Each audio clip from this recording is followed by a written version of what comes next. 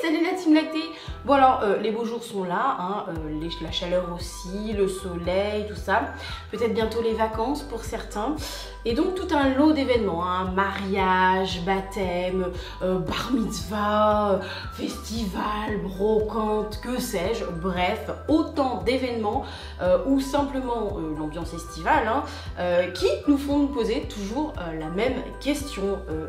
Voilà, inlassablement, tous les étés elle revient. Je peux boire un petit verre en allaitant? Une petite marmite. Non. Une gourde. Non. Une gourdinette. Non. Un bol. Une bolinette. C'est un petit bol.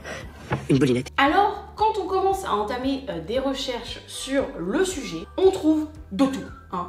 En gros, on trouve quand même 3 options de base, à peu près toujours la même chose, dites de manière différente. Il y a celles qui vous disent nada, walou, que dalle, que chi, tu oublies, tu ne boiras pas en allaitant.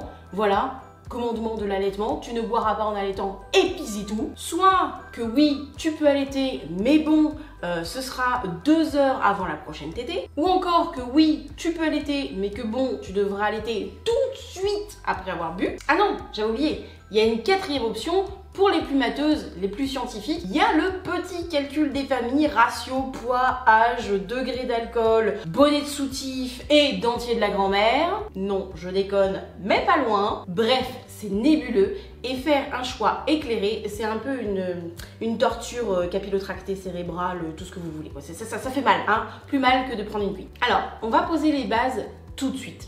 Il n'y a pas de réponse toute faite. Il n'y a pas de c'est noir ou c'est blanc, d'accord? Non, il n'y a pas. Parce qu'en fait, on restera toujours finalement le ou la seule décisionnaire de ce qu'on va faire. Mais ce qu'on va essayer de faire dans cette vidéo, c'est de voir tous les tenants et les aboutissants pour qu'on puisse faire le choix le plus éclairé possible. Si même Alexa s'y met, hein, je suis pas dans la merde. Mais ce qu'on va faire dans cette vidéo, c'est qu'on va essayer d'étudier tous les tenants et les aboutissants pour qu'on puisse faire le choix le plus éclairé possible et qui nous corresponde au mieux. Voilà, comme ça tu feras un choix en ton âme et conscience et boobs. Amen. Alors, il est évident, on va pas se mytho, on peut pas se mentir, scientifiquement, à partir du moment où un élément passe dans notre sang, donc ici l'alcool, il va forcément se retrouver dans notre lait. Donc, il modifie nécessairement la composition du lait, d'accord? Alors, est-ce que pour autant on doit jeter son lait si on boit un verre d'alcool? Non. En fait, étant donné que la concentration d'alcool, d'accord, dans le lait est similaire à celle dans le sang du parent qui allaite, lorsque l'alcool quitte notre sang, il quitte notre lait. Donc, il n'y a pas nécessité à jeter son lait, j'allais dire son verre, on est dans le thème, son lait après avoir bu un verre, d'accord? D'ailleurs, le docteur Gonzalez disait, il expliquait en fait que la concentration d'alcool est à peu près la même donc dans le sang que dans le lait. Et en fait, il donnait l'exemple qu'une mère allaitante ayant environ un taux de 0,05%, d'accord, 0,05% dans le sang, rappelons d'ailleurs, il rappelait au passage qu'il s'agit de la limite légale pour la conduite dans plusieurs pays d'Europe, et bien cette maman offrira donc à son bébé un lait avec un petit supplément de 0,05% d'alcool, d'accord? Mais il rappelle aussi, et ce ne sont pas mes dires, ce sont les siens, il rappelle aussi que le lait, comme le sang, se filtre, d'accord? En permanence, un genre de système un peu auto-wash. Donc logiquement, au fur et à mesure que le taux d'alcool descend dans le sang, il va descendre dans le lait.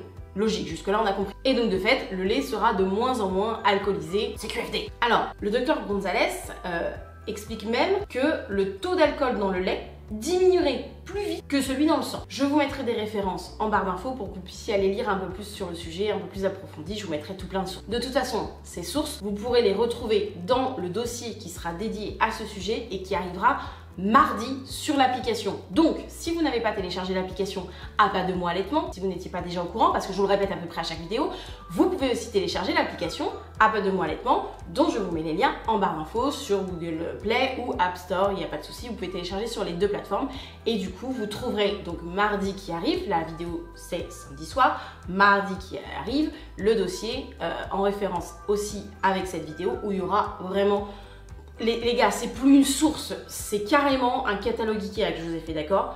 Donc vous allez trouver des liens pour lire sur le sujet, vous pourrez approfondir un peu plus par rapport à ce que je dis ici. Mais je vous les remets quand même en barre d'infos. Bref, le docteur Gonzalez continue d'expliquer que il est important de relativiser pour tous les parents et l'entourage qui ont peur de finalement nourrir le bébé avec un lait alcoolisé, car légalement dans plusieurs pays, une boisson contenant 0,5% d'alcool, 0,5 est considérée sans alcool, sachant qu'il parlait d'une mère allaitante ayant 0,05% dans le sang, ok? Et que lorsque l'on aborde le sujet de l'alcool et de l'allaitement, en fait, il est tacitement compris que l'on parle de 10 fois plus d'alcool qu'un breuvage contenant 0,05. Je prends, bon là, une bière sans alcool, c'est vraiment 0,05.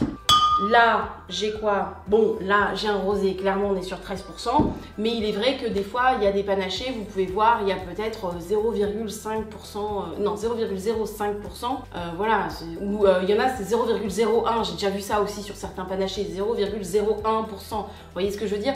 Donc là, en fait, c'est ce qu'il explique, c'est que finalement, ces boissons-là, dans certains pays, elles sont vraiment considérées comme sans alcool. Donc, en gros, il conclut en disant que, étant donné que le bébé ne boit que quelques dizaines de millilitres de lait par tétée, l'alcool dans ce lait se retrouve en quelque sorte dilué au final dans son petit corps. Le taux d'alcoolémie sanguin du bébé se trouve donc pas être égal à celui de la mère, puisque nous en fait on l'a tout de suite, mais lui c'est dilué, et que dans tous les cas il est vraiment beaucoup inférieur. Donc si nous c'est 0,05, gros un panaché, histoire par là. Je sais qu'il y a des panachés de mémoire, je me souviens, parce que pendant un temps aussi je faisais vraiment la course à 0,00%, et je sais qu'il y a genre des panachés, genre des fois les marques de grands magasins ils vous mettent quand même inférieur, vous avez le petit signe inférieur à 0,01%.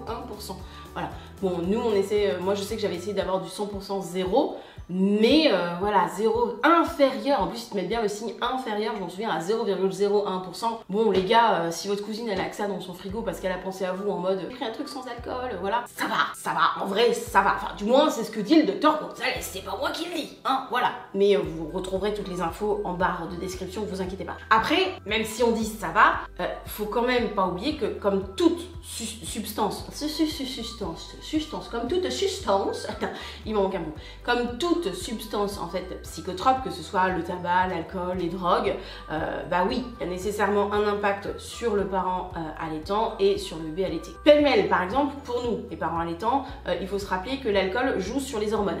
L'alcool joue sur les hormones, entre autres l'ocytocine, et du coup ça peut pousser en fait le curseur de ce dernier finalement vers un ralentissement de notre réflexe d'éjection. En gros, l'alcool va jouer sur l'ocytocine, d'accord, et l'ocytocine, avec ce jeu au niveau des hormones, de l'alcool, elle en fait elle va ralentir le réflexe d'éjection. Vous savez que l'ocytocine c'est celle normalement qui permet le réflexe d'éjection. Bah là en gros elle va se mettre en pédale douce en mode on est cool les gars, et donc elle va ralentir un peu le réflexe d'éjection, d'accord. Alors il peut y avoir des cas, tout dépend de ce que vous consommez, mais ça peut même carrément bloquer, on parlait de substances psychotropes tout à l'heure, ça peut même carrément bloquer le réflexe d'éjection, d'accord. On est sur des cas un peu plus, bon c'est pas votre petite bière à moins de 0,01% qui va faire ça, mais voilà, si on passe sur une demi-coupe de champagne, un petit verre de vin, logiquement tout se passe bien, mais il faut savoir que voilà, ça peut, pas automatique, attention, ne me faites pas dire ce que j'ai pas dit, c'est pas automatique, mais ça fait partie des risques. Du coup, on se doute que si notre réflexe d'éjection de lait devient plus lent,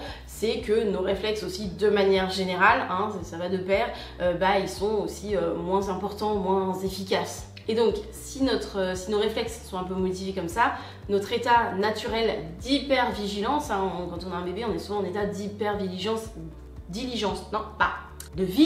d'hypervigilance, que ce soit de façon consciente ou même dans notre sommeil de façon inconsciente, forcément, il va descendre un peu la barre et redevenir sur un niveau de vigilance un peu classique, ce qui n'est pas forcément top quand on s'occupe d'un petit bébé. Et puis bien sûr, ça peut impacter le sommeil. Chez les parents allaitants, ça peut impacter le sommeil. Il y en a qui vont osciller entre tomber comme une vieille crotte en mode voilà, j'ai chaud, surtout le rosé au soleil, pensez-y, ça claque sa mère.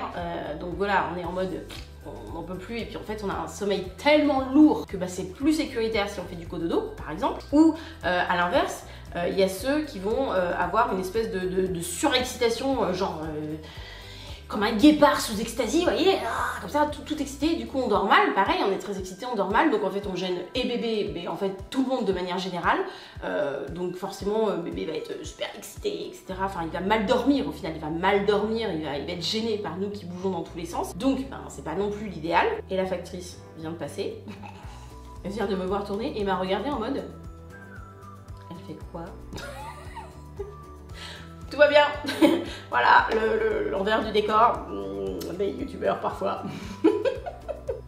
Elle va pas s'en remettre. Donc bref, comme je disais, étant donné que notre état de sommeil peut être modifié, en général c'est exit le cododo parce que voilà, dans un sens comme dans l'autre, c'est pas idéal, soit pour veiller à la sécurité de bébé, soit pour lui garantir une bonne nuit de sommeil bien réparatrice, c'est pas l'idéal. Et puis en toute franchise, il y a aussi des effets parfois sur le bébé allaité. En effet, si on reprend le fait que le réflexe d'éjection va peut-être ralentir, on va avoir un bébé qui va beaucoup s'exciter au sein, qui va vraiment beaucoup essayer de téter comme ça, de drainer pour finalement très peu de quantité et ça va peut-être un peu l'agacer. Idem pour son sommeil, lui aussi, ça pourra avoir un impact sur son sommeil et on pourra passer vraiment d'un koala très somnolent à un bébé plutôt surexcité quoi. Donc dans les deux cas, pas ouf quoi. Et d'ailleurs, les bébés qui peuvent subir l'influence de l'alcool via le lait maternel sont aussi des bébés qui vont pleurer parfois beaucoup plus ou être plus énervés ou on va avoir plus de mal à les calmer par rapport à d'habitude. Ou ça peut aussi leur provoquer des petits désagréments gastriques, du reflux, ils peuvent vraiment être dérangés au niveau de tout ça. Alors ça, c'est par exemple, c'est quelque chose aussi qu'on retrouve chez les bébés dont les parents allaitants peuvent être fumeurs, mais on en reparlera dans une autre vidéo. Et puis surtout, ce qui est important à prendre en compte, c'est que les bébés de moins de 3 mois, vraiment je m'adresse aux parents qui auraient des bébés de moins de 3 mois, leur organisme finalement qui est particulièrement immature aura beaucoup plus de difficultés à éliminer l'alcool de son corps, voilà, tout simplement. Donc un petit récap, les effets sur les parents allaitants, ralentissement du réflexe d'éjection de lait, les réflexes qui sont ralentis, une diminution de l'état de vigilance et puis un état de sommeil modifié. Chez les bébés allaités, on va retrouver moins de lait au niveau de la succion, moins de lait, modification de sommeil, modification des pleurs et puis chez les bébés de moins de 3 mois, une difficulté à éliminer l'alcool du corps. Du coup, pour éclairer un petit peu tout ce propos, parce que voilà, encore une fois, c'est ni tout blanc ni tout noir, je vais vous exposer ce que j'ai retrouvé sur la Leche League qui dit finalement que si l'on ne peut indiscutablement pas recommander la prise régulière d'alcool pendant l'allaitement, il n'existe pas non plus d'arguments réellement fondés permettant de déconseiller formellement une consommation occasionnelle. Et je referme les guillemets. Alors, si on se demande si on peut encore s'offrir un petit verre ou pas pendant l'allaitement, il faut savoir que de nombreux experts disent tout simplement que si nous pouvons conduire, finalement, on peut s'occuper d'un bébé. C'est en gros les propos que tenait le docteur Gonzalez dont je vous ai parlé juste avant. Si on peut conduire, on peut allaiter. Alors, c'est comme tout, à réguler, parce qu'il y a des moments où on croit qu'on pourrait conduire, mais en fait, non. On est un petit peu trop guiré pour vraiment conduire en toute sécurité, dans une sécurité absolument parfaite. L'histoire du fameux Sam qui prend les clés de la voiture, vous vous en souvenez? C'est pour ça qu'au final, il existe des directives qui nous recommandent d'attendre au moins 2 heures avant de conduire et du coup avant d'allaiter. Il y a une publication de PubMed qui évoque même 3 heures d'attente pour donner une tétée après avoir consommé de l'alcool. Selon l'article, dont je vous mettrai toujours la référence en barre d'infos, selon l'article en fait, le pic du taux d'alcool se retrouve environ 20 minutes après la consommation de notre boisson et qui diminuerait ensuite de manière assez linéaire environ 3 heures après qu'on ait en fait avalé notre verre. Donc en gros, on boit notre verre, au bout de 20 minutes on aura un pic et après durant les 3 heures suivantes, en gros la descente se fait, la descente d'alcool dans le sang et dans le lait du coup se fait de manière assez linéaire, voilà. Donc malgré ce qu'on peut parfois entendre, l'alcool ne s'accumule pas dans notre lait. Il quitte notre lait comme il quitte notre circulation sanguine, on l'a vu, et donc exprimer son lait pour finalement accélérer l'élimination de l'alcool, en fait ça sert strictement à rien. En fin de compte, exprimer notre lait va plutôt être pour notre confort. Par exemple, si on a manqué une tétée ou si on sent qu'on est un peu trop engorgé, des fois ça peut être le cas avec des bières, une bière pas trop alcoolisé, le tout est pas trop alcoolisé, ou même une bière sans alcool. Des fois, la levure de bière, le houblon, fait qu'on peut avoir une montée de lait. C'est parfois efficace pour certains parents allaitants. Ça peut effectivement créer des montées de lait. On peut se sentir un peu engorgé et du coup, on n'hésite pas à exprimer pour éviter l'engorgement et la mastite. Hein. Donc c'est plus pour notre bien à nous, plus pour notre confort à nous, que pour le bien de bébé au final, si on veut exprimer. Après, il y a celles qui n'ont pas envie de se prendre la tête aussi, celles et ceux qui n'ont pas envie de se prendre la tête, qui vont exprimer un peu de lait, boire leur verre. Finalement, la tétée qui viendra après le verre, elles vont donner ce qu'elles vont tirer et puis elles leur redonneront le sein après tranquillement. C'est aussi une organisation qui peut être valable, hein, si c'est ce qui vous convient à vous. Mais ce qu'il faut garder à l'esprit, c'est que l'alcool peut inhiber le réflexe d'éjection. Et des études ont montré que les bébés ont tendance à avoir moins de lait maternel après qu'une mère, parent allaitant, ait bu. Et même le rendre, voilà, c'est ce que je disais, plus grognon, plus énervé, et bien sûr, une grande quantité régulière d'alcool, elles peuvent causer des problèmes de santé à notre bébé. Mais là, on rentre dans un autre domaine au niveau de l'addiction, etc. Nous, quand on parle ici de boire un petit verre l'été, c'est un petit verre de rosé ou un fond parce qu'on est de mariage, un quart de coupe de champagne. Voilà, c'est vraiment, on n'est pas sur de l'excès. Hein. On peut tout à fait, par exemple, vous pouvez tout à fait vous dire, je réserve mon verre. Moi, c'est ce que je faisais, par exemple, parce que j'ai des enfants de fin d'année, nouvel an, tout ça. Je me disais, quand j'ai repris au tout début, donc j'ai attendu à peu près 2 ans avant de reboire. C'était mon cas. Moi, j'ai attendu à chaque fois à peu près 2 ans. Et je me disais, ok, et j'ai pas commencé tout de suite, genre à reboire, machin, tout genre l'apéro, le plat, machin.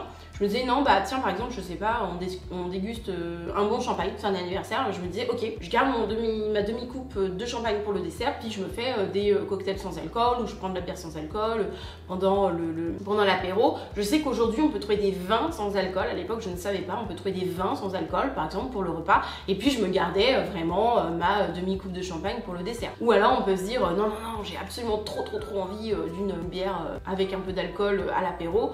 Bon, je prends cette petite bière là, puis le reste du repas, je le fais à l'eau ou au vin sans alcool, ou il existe des mousseux sans alcool.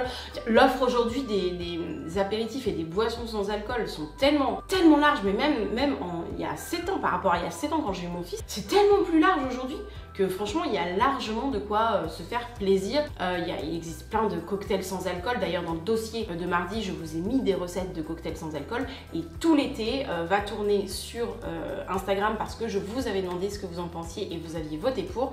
Tout l'été, il y aura une fois par semaine, je vous donne une recette de cocktail ou d'apéritif sans alcool pour que justement vous puissiez sortir de l'éternelle bière sans alcool, même si les marques se sont vraiment bien adaptées et on trouve vraiment beaucoup de parfums et on peut vraiment se faire plaisir tout au long de l'été parce qu'il y a tellement de saveurs qui existent maintenant et tellement de marques qui en proposent que on peut se faire plaisir. Mais c'est vrai que des fois on a un peu envie de sortir de la routine de la bière, et puis surtout il y a des personnes pour qui la bière n'est pas adaptée, même sans alcool, du fait de la levure de bière ou qui en fait va générer des montées de lait. Il y a des parents en hyperlactation, c'est pas idéal. Il y a des parents qui ont de la candidose, c'est pas idéal. Donc la bière n'est pas nécessairement, même sans alcool, n'est pas nécessairement la boisson sans alcool absolue qui convient à tous les parents. De ce fait, je vous ai préparé sur Instagram tout l'été. Vous aurez une fois par semaine un petit cocktail sans alcool que vous pourrez tester et on peut manger, et ce sera super cool de pouvoir aussi nous se faire plaisir, et puis peut-être qu'on convertira des gens autour de nous. Je veux dire, moi le Virgin Mojito, je ne jure que par le Virgin Mojito, je l'ai découvert pendant ma grossesse, je me régale. C'est-à-dire qu'aujourd'hui mes enfants sont hyper grands, je peux vraiment m'autoriser un Mojito si j'ai envie, mais des fois ok, tu vas boire un Mojito, t'es content, mais t'as pas envie forcément de l'effet alcoolisant derrière. Tu peux te boire un bon Mojito parce que t'as envie, et puis enchaîner avec des Virgin Mojito. Voilà, tout simplement, parce que tu gardes le côté gourmand de la boisson sans forcément te taper le côté alcool, surtout qu'avec le soleil, il faut se méfier, hein, l'alcool avec le soleil, ça cogne et tout. Voilà, moi je sais qu'on passe souvent des fois l'été dans des régions tropicales, etc. Le soleil, ça cogne, on n'a pas forcément envie, moi l'alcool, ça me fait gonfler les jambes, enfin il y a aussi d'autres soucis avec l'alcool de manière générale quand on est un parent ou même une femme. Moi je vais me prendre mon exemple parce que je suis une femme. L'alcool, quand il fait chaud, ça me fait gonfler les pieds, ça me fait gonfler les jambes. Il fait super chaud, t'as un peu la tête qui tourne. Alors une bière, ça va, mais quand on commence à taper sur du rosé, du vin, du machin, ou alors que t'en cumules tout au long du repas, c'est lourd quoi. Donc des fois, ouais, se prendre un bon Mojito à l'apéro, et puis on se dit, quand même, la saveur j'aime bien, j'ai envie de continuer, hop, t'enchaînes le repas avec un Virgin Mojito par exemple, pourquoi pas. Ou un vin sans alcool, ou un mousseux sans alcool, enfin. on le disait, hein, l'offre aujourd'hui elle est tellement élargie. Et en plus, les mocktails, donc les mocktails sont les cocktails sans alcool, c'est vraiment une mouvance qui date. Vraiment, c'est pas récent du tout. C'est une mouvance qui date, mais c'est une mouvance qui prend beaucoup plus d'ampleur au jour d'aujourd'hui. Donc pour le coup, autant en profiter. Il y a vraiment des bars ou des endroits où vous allez vous balader. Où il va y avoir des propositions de mocktails, de cocktails sans alcool qui va être super large et vous pourrez goûter plein de trucs. Et souvent dans les mocktails, j'ai remarqué qu'on goûtait des saveurs qu'on goûte pas nécessairement dans des cocktails avec alcool. Par exemple, je vous ai trouvé pour cet été un cocktail à base de pêche lavande. Il a l'air trop bon, trop frais. C'est sûr, moi je le testerai. Il a l'air trop bon, trop frais. Et à mon avis, c'est des saveurs, voilà, lavande. Bon, ouais, un kir peut-être, mais en dehors de ça, je vois pas trop où j'aurais pu. Après, j'ai pas cherché, hein, peut-être, vous connaissez, et puis en barre d'infos. Et je me dis, ouais, ça fait découvrir des saveurs qui peuvent être sympas. D'ailleurs, je pense à ça. Si vous avez des idées de cocktails sans alcool que vous aimez bien, mettez-les en barre d'infos. Comme ça fera une petite bibliothèque de recherche pour les parents qui passeraient par là et qui auraient besoin d'idées. Ça peut être sympa. Bref, revenons-en à nos moutons parce que j'ai fait une large digression. Alcool et allaitement, on retient qu'on peut boire avec modération. Moins de 2 verres sont conseillés par jour. Attendre au moins 2 heures après avoir bu pour allaiter. Bon, voilà, vous en faites ce que vous voulez. Il y a des oui, il y a des non. Moi, je vous ai donné les infos. On sait que boire, même avec modération, peut affecter la production selon comment chacun ou chacune réagit. L'alcool n'aide pas à augmenter la production de lait. Hein, on pense aux bières. Voilà. Au contraire, on a vu que ça pouvait même ralentir le réflexe d'éjection. On retient aussi que l'alcool quitte notre lait quand il quitte notre système sanguin, que les bébés ont tendance à boire 20% de lait en moins dans les 3-4 heures après qu'on ait bu un verre, hein, dû au fameux réflexe d'éjection qui peut être un peu ralenti. Pareil, il faut connaître son corps et comment il fonctionne. Et puis, en fonction, soit on peut tirer son lait avant et comme ça on profite de notre verre sans trop se poser la question du laps de temps. Mais dans tous les cas, si on boit avec modération, genre un verre de vin ou un verre de bière avec le dîner, et qu'on attend le moment qui nous paraît le plus adéquat, vous avez les données, hein, certains parlent de 2 heures, certains parlent de 3 heures, bon bah dans tous les cas c'est ok. Sur le dossier de mardi, vous retrouverez un documentaire canadien qui est un tableau avec les temps d'élimination d'alcool dans le lait maternel. Voilà, ça je ne peux pas vous l'afficher là, vous n'arriverez pas à le lire, donc je vous conseille vraiment pour le coup, si vous n'avez pas l'application, de la télécharger. Et si vous l'avez, de guetter le dossier de mardi où vous retrouverez plein de supports aussi pédagogiques sur lesquels vous aurez plein d'infos. Voilà, c'est tout pour moi pour cette vidéo la Team Lactée. J'espère que ça vous aidera à faire un choix éclairé. Vous l'avez compris, il n'y a pas de réponse clair, net, c'est noir, c'est blanc, c'est oui, c'est non. Il y a des nuances. Dans ces nuances, je vous les ai toutes données pour faire le choix le plus éclairé possible. Je vous ai dit comment moi j'avais fonctionné. En fait, en général, je calculais bien. Je buvais jamais le midi, toujours le soir, parce que moi j'avais vraiment des téteurs compulsifs, toujours le soir. Et j'attendais que les enfants se soient couchés, enfin se soient endormis. Comme ça, je buvais mon verre au moment où ils s'étaient endormis et je savais que j'avais un petit laps de temps pour